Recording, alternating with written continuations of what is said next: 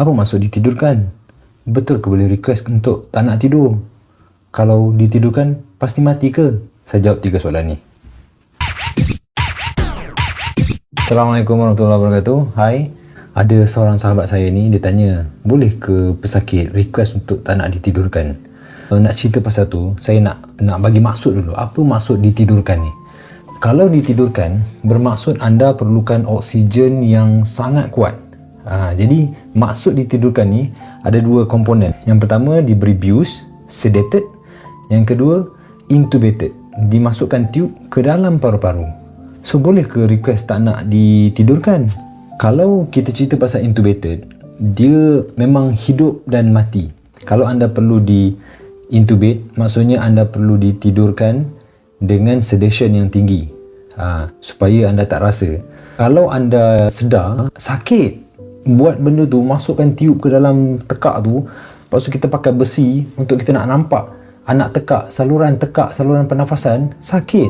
Jadi perlu ditidurkan. So kalau anda perlu diintubate, maksudnya anda perlu oksigen yang sangat tinggi dan anda akan bernafas tercungap-cungap. Okey, saya cerita pasal oksigen.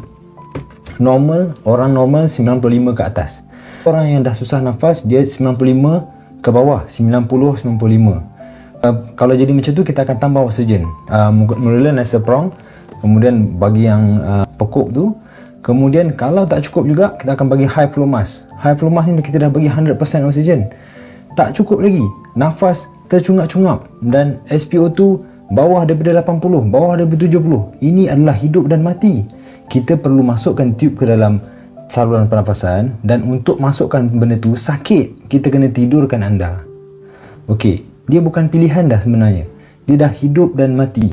Waktu tu pernafasan anda sangat susah dan orang kata mungkin nyawa dah sampai ke anak tekak dah. Dah tak larat dah. Jadi macam mana anda nak request untuk tak nak ditidurkan? Kemudian yang terakhir, betul ke kalau kita ditidurkan, kita pasti mati? Kita tak akan bangun semula? Okey, sebelum zaman COVID, sebelum dan selain daripada COVID, Dr. Bius, Dr. NS dah buat kerja ni setiap hari. Mereka menidurkan manusia dan kemudian bangunkan kembali selepas daripada operation. Sebab kalau operation, belah sana belah sini sakit. Jadi kita kena tidurkan anda. Tetapi tak semestinya selepas tidur anda tak bangun semula. Memang kita akan ajar mengucap apa semua tu sebelum anda ditidurkan supaya anda lebih bersedia. Kita tak tahu apa yang akan terjadi. Tetapi dia selepas ditidurkan, dia ada 2 kemungkinan. Yang pertama, dia akan sembuh, improve. Yang kedua, dia tak dapat diselamatkan. So kalau ditidurkan, maksudnya anda dalam keadaan kritikal. Masuk ICU, anda kritikal. Jadi apa yang membantu anda? Doa keluarga-keluarga anda, semangat anda untuk kembali pulih. Dan yang ketiga, sistem imun badan kita. Body kita boleh react. Dia boleh react dengan antibiotik, boleh react dengan ubat-ubat yang kita bagi, boleh improve. InsyaAllah anda akan bangun semula.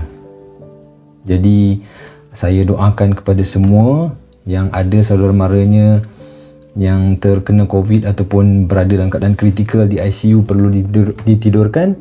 Saya doakan permudahkanlah segala urusan, diperbaiki segala masalah kesihatan, insyaAllah sihat semula.